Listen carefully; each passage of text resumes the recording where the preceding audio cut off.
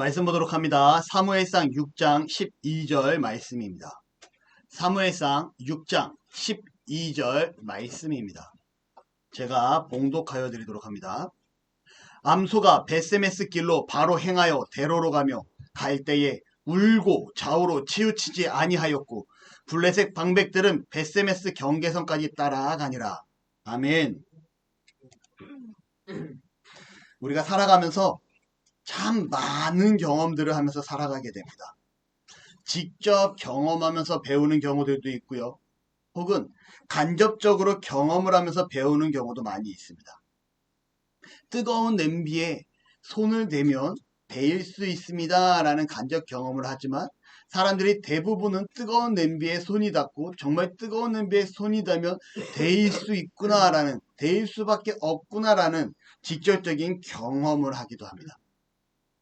혹은 칼을 사용하면 다칠 수 있으니 주의하십시오 라는 문구로 간접적인 경험을 할 수 있지만 부주의한 사용으로 인해서 손을 베거나 다치는 경우로 인해 직접적인 경험을 하기도 합니다. 물이라는 것은 우리가 살아가는 데 있어서 아주 필수적인 조건을 가지고 있어요. 사람의 몸도 3분의 2가 물로 이루어져 있다라고 얘기를 합니다.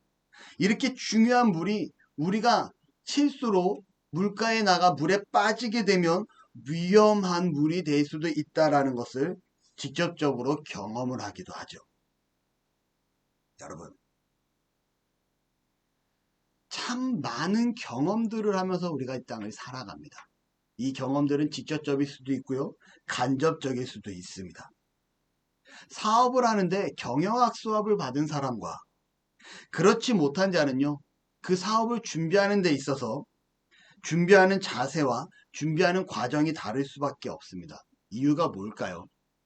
간접적인 경험으로라도 이미 시작하는 자세가 경험을 해봤기 때문에 다르다라는 겁니다.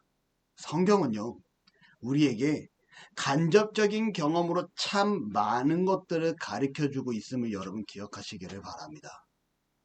성경에서 기록되었던 역사들, 성경에 기록되어진 이 말씀들은요, 때로는 우리에게 직접적으로 와닿을 수도 있지만 대부분은 간접적으로 우리에게 이러하였으니 너희는 이러하여라 라는 간접적인 메시지를 우리에게 주고 있다라는 거죠. 오늘 말씀을 보면요, 블레셋 사람들은 하나님의 법궤를 전리품으로 취하게 됩니다. 그리고 문제가 발생되게 되죠. 그들의 신전에 모셨던 이 법궤는요, 그들의 신으로 모셨던 다곤을 엎드려지게 했고 그들이 다시 세워놓자 다음날 다곤신이 엎드려진 상태로 목과 손목이 잘려져 있는 모습을 보게 됩니다. 그리고 이 법궤가 이동하는 곳마다 악한 종기로 말미암아 그들이 고통의 죽음을 맛보는 결과가 나타나게 되었다는 거죠. 그리고 이들은 의견을 나누기 시작을 합니다. 이 법궤를 본래 있던 곳으로 보내자. 그리고 법궤를 본래 있던 곳으로 보내기 위해 계획을 세우기 시작을 합니다. 여기까지 전쟁의 시작과 전리품을 취한 법궤가 블레셋으로 가고 다시금 법궤를 이스라엘로 보내자라고 결론이 나기까지 성경은 짧은 구간 기록하지만 약 7개월이라는 시간이 흘렀음을 우리는 말씀을 통해서 알 수 있게 됩니다. 그들은요, 그 7개월이라는 시간 동안 이 법궤를 통해서 살아계신 하나님임을 깨닫게 됩니다. 더 나아가 이 살아계신 하나님은 자신들이 소유하거나 혹은 자신들의 기준 아래 둘 수 없는 분임을 그들은 깨닫게 되었다라는 거죠. 그들은 이 악한 종기와 그들의 신들의 넘어짐과 더 나아가 죽음으로 말미암아 블레셋 사람들은 오히려 이스라엘의 신인 이 하나님을 두려워하고 오히려 그 하나님이 참된 신임을 알게 되는 내용을 우리가 지지난주 말씀을 통해서 우리가 볼 수 있게 됩니다. 오히려 그들이 이스라엘이 돌리지 않으냐던 영광을 하나님께 돌리는 모습을 성경을 통해서 보게 되죠. 그들은 어떻게 하나님을 알게 됩니까? 그들은 값비싼 경험을 통해서 하나님을 알게 됩니다. 그들의 신이 무너졌고요. 그들의 지인들이 악한 종기로 인해 고통받게 됐고요. 그들과 함께하던 자들이 이러한 종기로 인해 죽음을 맞이하는 악한, 아니 값비싼 경험을 하게 되었다라는 거죠. 우리의 삶에도 다양한 경험으로 하나님을 알게 되는 경우가 많이 있습니다. 누구는 하나님께서 우리에게 주신 이 간접적인 말씀을 통해서 살아계신 하나님을 믿고 그 믿음으로 하나님이 허락하신 복에 머무는 삶을 살게 됩니다. 또 어떤 누구는요, 구원은 받았지만 제대로 하나님 앞에 순종하고 충성하지 아니하자 하나님께서 징계하심으로 깨닫고 다시금 하나님 앞에 무릎 꿇어 하나님의 복에 머무는 삶을 살게 되기도 되죠. 또 어떤 누구는요, 끊임없는 하나님의 경고와 징계에도 깨닫지 못하고 여전히 방황하며 고통스러운 삶을 살며 하나님 왜 나에게 이러한 고통과 어려움을 주십니까? 라고 반항하는 삶을 살기도 합니다. 여러분, 성경이 우리에게 왜 있을까요? 하나님의 말씀인 성경이 왜 우리에게 주어졌을까요? 그 이유는요, 우리로 하여금 하나님을 알고요, 구원을 알고 하나님께서 원하시는 삶이 무엇인지 깨닫게 하기 위해서 성경을 우리에게 주셨다라는 겁니다. 그렇기 때문에 하나님께서 성경을 친히 우리에게 주시고 계시해 주신 거예요. 여러분, 이 성경 외에는 하나님이 우리에게 또 주신 또 다른 계시가 있을까요? 없을까요? 하나님이 성경 외에 또 다른 계시를 주신 게 있다. 하나님이 성경 외에는 또 다른 계시를 주신 적이 없다. 없다죠. 왜 또 다른 계시가 있으면 안 될까요? 이유는 간단합니다. 또 다른 계시가 있다라면 하나님께 영광 돌림에 있어 하나님의 뜻에 있어서 이해관계가 상충될 수 있기 때문에 그래요. 그렇기 때문에 하나님은 우리에게 계시의 요소로 성경만을 허락해 주십니다. 그럼 우리는 성경 외에 또 다른 계시가 있다라고 얘기하는 사람들을 가리켜서 뭐라고 말할까요? 이단. 그렇죠. 김종희 집사님 3달란트 드립니다. 우리는 이걸 가리켜서 이단이다라고 얘기를 해요. 여러분, 강북에 한 몇 년 전에 예수 그리스도 후기 성도교회라는 번동 사거리에 엄청나게 큰 교회가 하나 생깁니다. 이 교회가 뭔지 아시나요? 예수 그리스도 후기 성도교회. 여기는요, 몰몬교라고 합니다.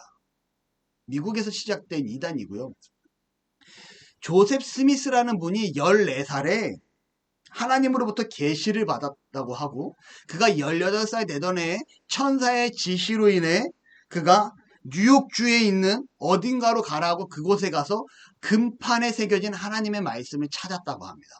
그리고 그 금판에 새겨진 하나님의 말씀을 번역한 것이 그들이 경전으로 따르고 그들이 성경이라고 말하는 몰몬경이에요. 여러분, 우리는 이 몰몬교를 이단이라고 할까요? 안 할까요? 이단이라고 얘기합니다. 왜 이단이라고 할까요?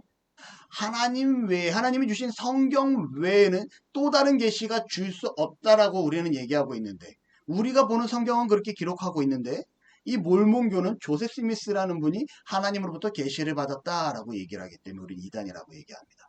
이와 비슷하게 저 앞에 가면 제7일 안식일 예수재림교 SDA라고 써여 있는 교회가 있습니다. 여러분, 제7일 안식일 예수재림교회는 이단일까요? 아닐까요? 이 또한 이단입니다. 우리와 비슷한 부분이 많아요. 성령론, 신론, 기독론, 우리랑 똑같은 성경을 가지고 똑같은 책을 가지고 성경을 공부하기도 합니다.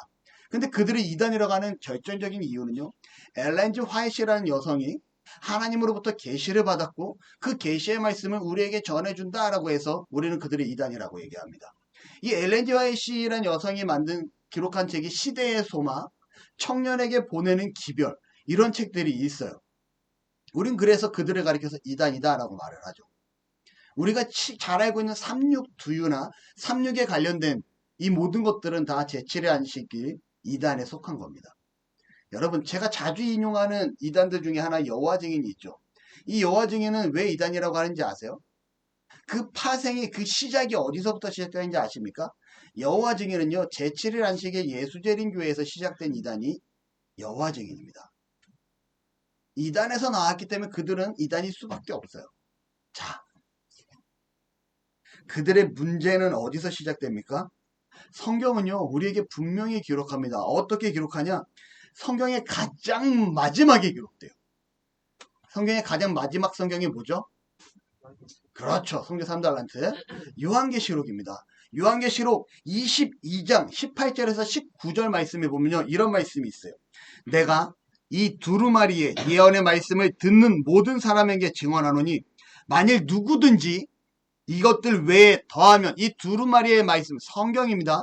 이것들 외에 더하면 하나님이 이 두루마리에 기록된 재앙들을 그에게 더하실 것이요. 성경이 왜 이 계시의 말씀 외에 다른 것들을 더하면 성경에 기록된 재앙들을 더할 것이요. 만일 누구든지 이 두루마리의 예언의 말씀에서 제하여 버리면, 성경에 기록된 하나님의 말씀을 일부 빼버리면 이 두루마리에 기록된 생명나무와 그 거룩한 성의 참여함을 제하여 버리시리라.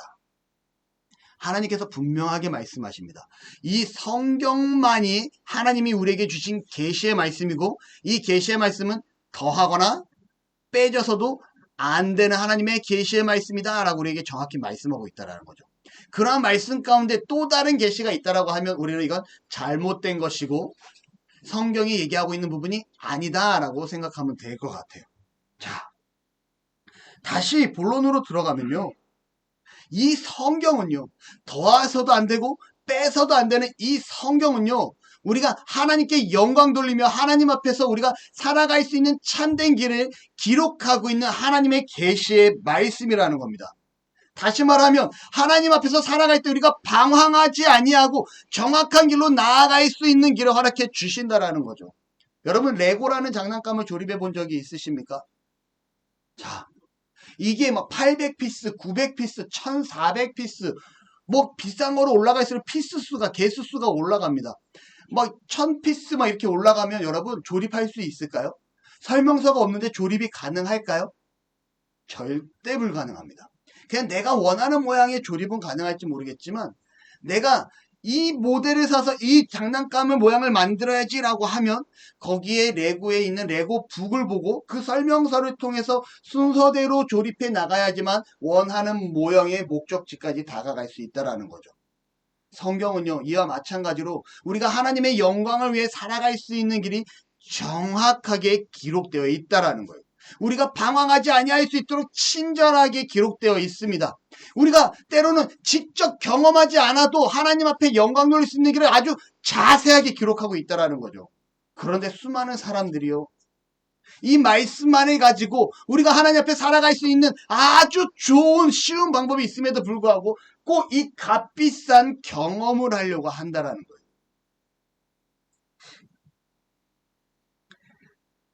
성경은 우리가 하나님 앞에서 살아갈 수 있는 길을 온전히 가르쳐 줍니다. 그래서 16세기 종교개혁가들은 5가지 슬로건 중에 그 한 가지가 뭐였는지 아십니까?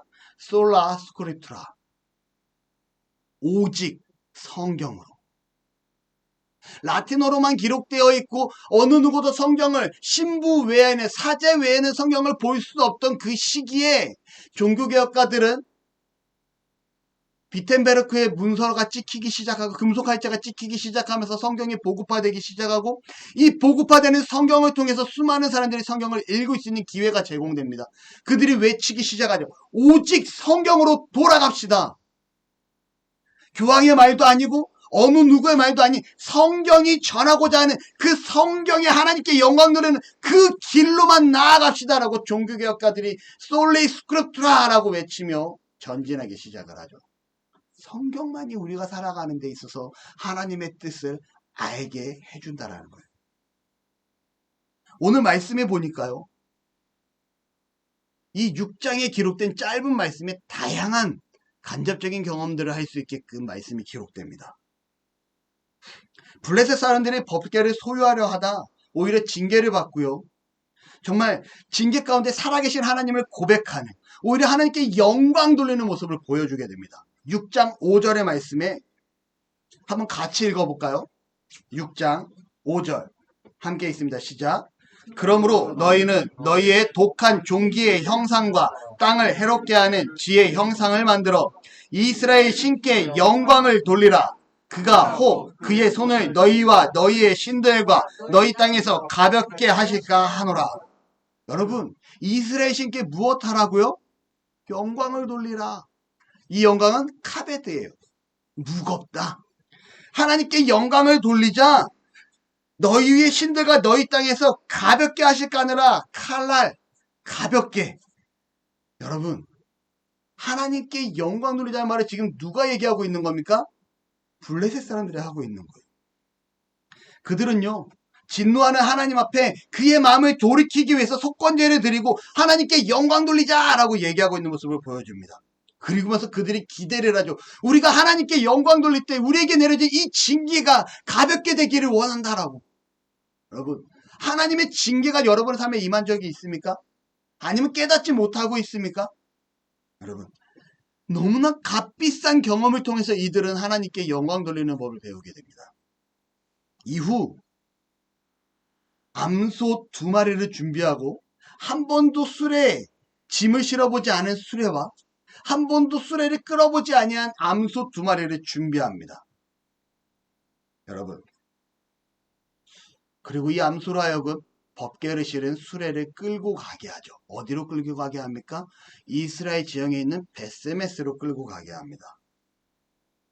그리고 그들이 이렇게 얘기를 해요.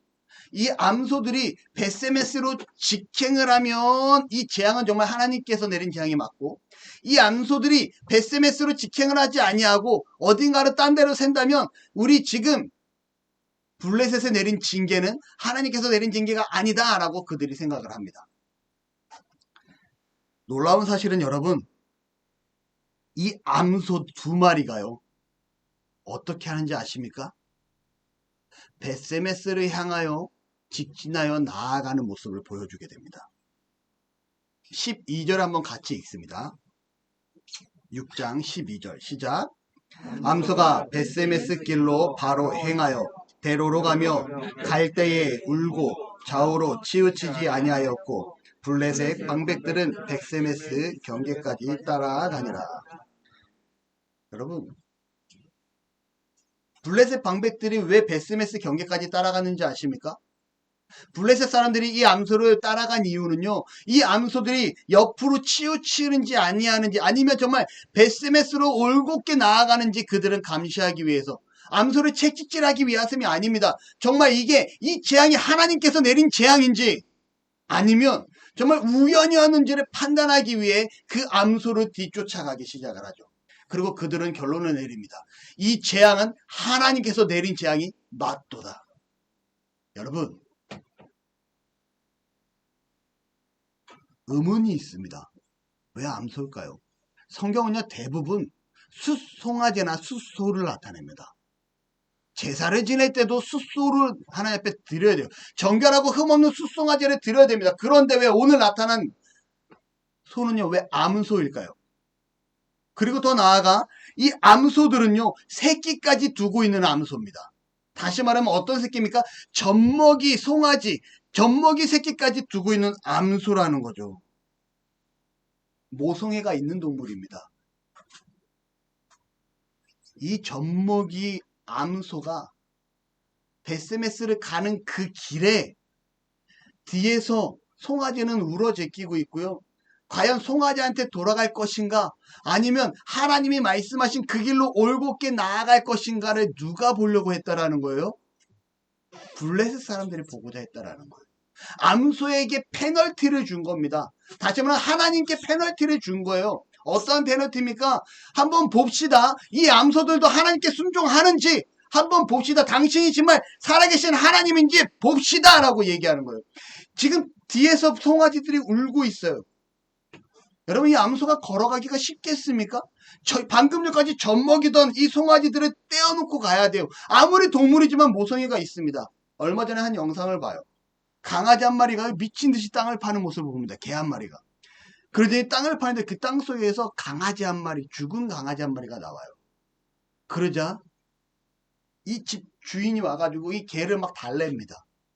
여러분, 이 개가요, 땅에서 그 죽은 강아지를 꺼내가지고 자기가 얼굴을 비비고 뭐 어떻게 할 줄 몰라서 그 옆에 그 강아지를 안고 있는 장면을 영상으로 봐요. 근데 그 클로즈업 때 이 강아지가 눈물이 주르륵 흐르는 장면이 나옵니다. 자신의 새끼 강아지가 죽었는데 그걸 받아들이지 못하고 묻어준 주인이 새끼 강아지를 묻어준 그 땅을 파서 다시금 그 새끼 강아지를 어떻게든 살려보겠다는 그 어미 강아지의 모습의 모성애를 보면서 한번 고민한 적이 있어요. 생각에 잠긴 적이 있어요. 지금 이 베세메스로 향해 나아가는 두 암소는 뒤에서 우러지끼고 있는 이 송아지들이 있었을 때 과연 쉬웠겠냐고요. 이건 하나님께 페널티입니다. 이런 페널티가 또 있었어요. 언제 있었는지 아십니까? 엘리야가요, 바알 신들과 아세란 신들 제사장들 850명과 제사의 시합을 할 때 너희 신들에게 외쳐봐라. 너희 기도가 부족한가 보다. 너희들이 더욱더 기도해봐라. 너희 신들의 제단에 불이 붙는지 보자. 아무리 그들이 기도하고 옷을 찢고 몸을 자위해도 불이 붙지 않아요. 엘리야는 어떻게 하는지 아십니까? 하나님의 제단에 물을 3번 부어버립니다. 제단에 물을 붓는다라는 건 뭐예요? 불을 끄겠다라는 거예요. 불을 일으키지 않겠다라는 거예요. 물을 3번 붓고 그가 하나님 앞에 기도합니다. 갈멜산에서 하나님은 그 제단에 불을 붙이세요. 물이 묻어있는 제단에 불을 활활 태우는 역사를 보여주십니다. 분명히 엘리야 제사장은요, 페널티를 가지고, 엘리야 선지자는 페널티를 가지고 시작했지만 하나님은 그 안에 불을 붙이시는 놀라운 역사를 살아계신 하나님임을 보여주셨다라는 거죠. 이와 마찬가지로 베세메스 향해 가는 두 암소. 그 암소는 자신이 가야 할 길을 알았다는 거예요. 말씀 볼까요? 좌우로 치우치지 않고 가는데 말씀의 부분이 그냥 좌우로 치우치는 것이 아니라 대로로 가며 갈 때에 울고 좌우로 치우치지 아니하였다라고 성경이 기록합니다. 이 암소들이 울면서 하나님이 원하시는 그 길을 갔다라고 성경이 기록해요. 우리는 비록 동물이지만 이 하나님께서 원하시는 그 길로 나아가는, 하나님의 뜻대로 나아가는, 울며 새끼조차 돌아보지 아니하고 내가 죽으면 죽으리라, 하나님이 원하시면 내가 그 길로 가리라, 하나님의 영광의 길은 내가 어떠하든지 순종하겠습니다 라고 나아가는 이 암소를 보고 우리가 본받아야 된다라는 거죠. 이것이 순종이고요, 이것이 결단입니다. 우리가 신앙생활 하는데 이러한 각오가 있어야 돼요. 때로는 원하지 않아도 가야 할 때가 있고요. 때로는 가슴이 찢어지고 저미는 상황이라 할 경우도 있습니다. 때로는 내가 정말 큰 손해를 본다 하여도 하나님이 원하시는 길이라면 우리가 가야 할 때 있다라는 거죠.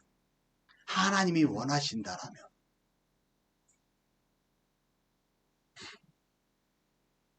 두 마리 암소는 비록 동물이었지만 젖먹이 새끼들을 두고요, 자신들이 가야 할 길을 알고 나아갑니다. 눈물을 흘리며 울며 나아갑니다. 그 길을 돌아보지 않습니다. 좌우로 치우치지 아니하고 나아갑니다. 이것이 순종이에요. 이것이 결단이고, 2025년도 우리의 신앙생활은 이러한 결단이 있기를 축원합니다. 아멘. 여러분들이 한 이 아멘이요, 그냥 은혜로운 말씀이니 아멘이 아니라 네, 저도 당연히 그렇게 생각합니다, 내가 그 결단을 가지고 2025년도를 살아가겠습니다 라는 다짐이 되기를 소망합니다. 반면 이 두 암소와 대조되는 모습이 또 성경에 기록되는데, 베세메스 사람들이 법궤가 오는 모습을 보고 기뻐합니다. 블레셋에서 베세메스까지는 불과 한 12에서 13km 정도 되는 짧은 거리예요. 이 거리에 하나님의 법궤가 오는 것을 보자 그들이 너무나 기뻐한 나머지 하나님 앞에 제사를 드리고 이 법궤를 큰 돌 위에 올려놓게 됩니다. 그런데 그들은 하나님의 임재의 상징인 이 법궤가 다가오는 것은 기뻐하고 즐거워하고 제사는 드렸지만 준비되지 아니한 자들임을 보게 됩니다. 무엇이 준비되지 아니했습니까? 하나님께 영광 돌리기 위하여, 하나님 앞에 살아가기가 준비된 자들이 아니었다라는 거예요. 6장 19절 말씀 함께 읽습니다. 시작. 베세메스 사람들이 여호와의 궤를 들여다본 까닭에 그들을 치사 70명을 죽이신지라. 여호와께서 백성을 쳐서 크게 살육하셨으므로 백성이 슬피 울었더라. 여러분, 이게 무슨 내용인지 아십니까? 그들은요, 하나님의 법궤가 왔음에 즐거워합니다. 그런데 전쟁터에 법궤를 끌고 갔던 자들과 이들의 모습이 별반 다르지 않아요. 그들이 전쟁터에 법궤를 가지고 간 이유가 뭐였습니까? 전쟁에서 승리하기 위해서, 하나님의 임재의 상징인 이 법궤가 함께하면 우리는 이길 것이야, 가나안 전투에서 보았듯이 우리는 이길 수 있어 라는 의도를 가지고 하나님의 법궤를 하나님 뜻과는 상관없이 자신의 수단으로서 활용하고자 전쟁터에 가지고 갑니다. 그리고 3만 명이 전사하게 되고 법궤는 빼앗기게 되죠. 하나님이 그들에게 영광 받기를 포기하십니다. 여러분 오늘 말씀을 보면요, 그들은 하나님의 법궤가 오늘 기뻐하고 즐거워했지만 하나님 앞에 제사까지 올려드렸지만 그들이 어떠한 일을 행합니까? 하나님의 법궤를 들여다보았다라고 얘기합니다. 법궤 뚜껑을 열어서 봤어요. 여러분 법궤는 무엇의 상징이라고요? 하나님 임재의 상징. 법궤 뚜껑에 무엇이 있습니까? 법궤 뚜껑을 뭐라 그래요? 주연이 뭐라고? 시은 자라고 합니다. 법궤 뚜껑을 시은 자라 그러고요. 이 시은 자의 위에 양옆에는 무엇이 있습니까? 두 그룹 천사가 있고 이 천사가 이 법궤 중앙을 바라보고 있습니다. 그 자리가 바로 무엇의 자리예요? 하나님의 임재의 상징의 자리예요. 지금 베세메스 사람들이 뭔 짓을 저지른 거냐면요, 이 법궤 뚜껑을 열어서 안을 들여다봤다는 건 하나님의 임재의 자리를 자기들이 임의적으로 옮겨놨다라는 겁니다. 여러분 하나님이 영광 받으실 그 자리, 하나님의 임재의 그 자리를 우리가 임의적으로 움직이면 될까요? 안 될까요? 안 된다라는 거죠. 우리는요 오직 하나님의 영광의 자리 앞으로 나아가 순종하며 결단하는 하나님의 피조물입니다. 우리가 하나님을 내 마음대로 내 뜻대로 내 수단으로 활용할 수 있는 자들이 아니라는 거예요. 그들은 하나님께 영광 돌려야 될 자들임에도 불구하고 오히려 어떤 일을 합니까? 하나님의 영광의 자리를 자기들 임의대로 옮겨버리는 모습을 보여주게 되죠. 결과적으로 준비되지 못하고 하나님 앞에 나아가지 아니하고 오히려 하나님의 법궤를 이제 하나님의 임재가 우리 이스라엘에 다시 왔으니 이제 이스라엘이 다시 부흥할 것이야 라는 자신들의 수단으로만 생각하고 있던 베스메스 사람들, 그들을 보고 하나님은 진노하시고 5만 70명이라 되어 있습니다. 가로 5만은 뭐냐면요, 어떤 사본에는 5만 명이 죽었다라고 기록하고요, 어떠한 사본에는 70명이 죽었다라고 기록합니다. 근데 이게 실질적으로 어떠한 사본이 정확한지를 알 수가 없어서 5만 적어놓고 70명 따로 적어놓은 거예요. 중요한 건요 여러분, 몇 명이 죽었는지가 중요한 것이 아니라 그들이 하나님의 보좌의 자리, 그 임재의 자리를 임의적으로 옮기자 하나님이 진노하시고 그들을 쳤다라는 거예요. 여러분 법궤를 열어보는 행동은 하나님을 소홀히 대하는 행동으로서 절대 해서는 안 되는 행동이었습니다. 내 욕심을 위해 하나님을 이용하는 것, 내 삶의 목적 때문에 하나님의 영광을 가로채는 것, 내가 하나님께 영광 돌려야 됨에도 불구하고 내 생각 때문에 내 삶의 수단으로서 하나님을 이용하려 하는 것, 있을 수 없는 일이라는 거죠. 절대 일어나서는 안 되는 일입니다. 여러분 다시 말씀드립니다. 하나님의 영광의 자리는 우리 마음대로 옮기고 하는 자리가 아니에요. 하나님의 영광의 자리로 우리가 나아가야 됩니다. 우리가 그곳에 나아가 무엇을 합니까? 하나님께 영광 돌려야 된다는 거죠. 이스라엘 백성들이 애굽에서 가나안 땅으로 가는 그 과정에 어떻게 됩니까? 자꾸 반복된 불신으로 인해 가나안 입구에서 다시 백합니다. 그리고 하나님께서 이스라엘 백성들 1세대는 어느 누구도 가나안 땅에 들이지 않겠노라라고 약속하시죠. 그리고 2세대가 될 때까지, 그 자손 세대가 될 때까지 하나님은 40년이라는 시간 동안 광야에서 훈련시키십니다. 그런데 그 훈련의 핵심이 뭐였는지 아십니까? 이스라엘 백성들은요 앞에서 야 우리가 가자 그러면 뒤쫓아가는 행군과 같이 진행하지 않아요. 성소를 기준으로 하여, 성막을 기준으로 하여 이동하기 시작을 합니다. 성막을 기준으로 하여 각각의 지파가 세지파, 세지파, 세지파, 세지파에서 12지파가 모이게 되고요. 그 12지파가 성막이 움직이는 대로 따라 움직이게 됩니다. 이 성막 안에 무엇이 있습니까? 성소가 있죠. 그 성소 안에 무엇이 있습니까? 지성소가 있죠. 그 지성소 안에 무엇이 있습니까? 하나님의 법궤가 있습니다. 다시 말하면 이 하나님의 임재가 움직이는 장소를 따라 이스라엘 백성들은 광야 생활을 하게 돼요. 우리가 하나님의 영광의 자리로 나아가고 하나님께서 이끄시는 자리로 나아가는 거지, 우리 임의대로 내 수단으로 내 방법으로 내가 원한다 하여 하나님을 이용하는 것이 아님을 우리는 기억하셔야 됩니다. 말씀의 결론을 맺습니다. 블레셋은요, 전쟁 전리품으로 법궤를 취하였지만 그들은 법궤로 인해 오히려 그들의 신은 엎드러지고 그 목과 손이 부러지고 더 나아가 그 백성들은 악한 종기로 인해 죽음을 당하게 됩니다. 이를 경험한 블레셋 사람들은요, 두려움에 떨게 되고요, 살아계신 하나님께 오히려 그를 두려워하며 경외하는 모습으로 하나님께 영광 돌리는 모습이 드러나게 됩니다. 두 번째로는요, 법궤를 싣고 가는 그 수레를 끄는 두 암소는요, 젖먹이 송아지들을 두고 베스메스를 향하여 울면서 나아갑니다. 그 울면서 나아가는 그 방향이 좌도 아니고 우도 아니고 하나님이 원하시는 그 길로 올곧게 나아감을 보게 되었다라는 거죠. 이 젖소를 보면 우리는 무엇을 생각합니까? 그리스도인의 삶의 각오가 어떠해야 되는지 다시금 생각해 보게 됩니다. 세 번째로 베스메스 사람들은요, 법궤가 하나님의 진영으로, 이스라엘 진영으로 오게 됨을 기뻐합니다.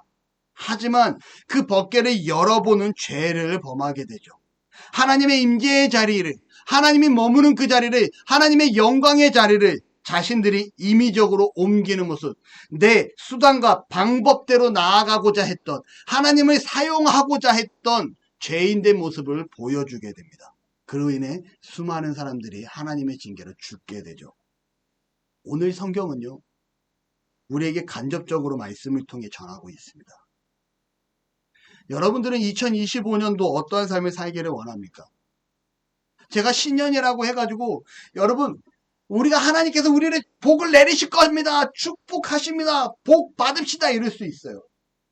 여러분, 하나님은 우리를 사랑하십니다. 사랑 가운데 머무시다라고 사랑의 말씀을 전할 수도 있습니다. 근데 오늘은 오히려 징계와 두려움과 결단을 전하는 설교를 하고 있어요.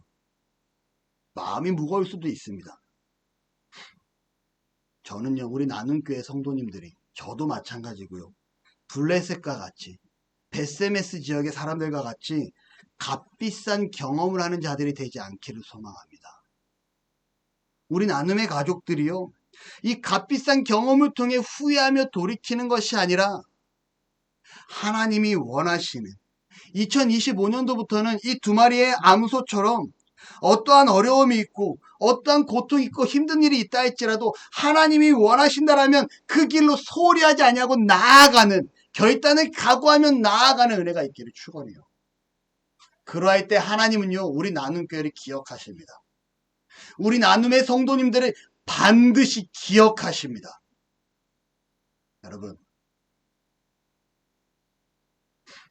이 두 마리 암소와 같이 하나님이 원하시는 길이라면 결단하여 믿음으로 나아가는, 그리고 그러한 삶을 통해 하나님이 허락하신 그 복을 온전히 받아 누리며 살아갈 수 있는 우리 나눔의 가족 모두가 되시기를 축원합니다.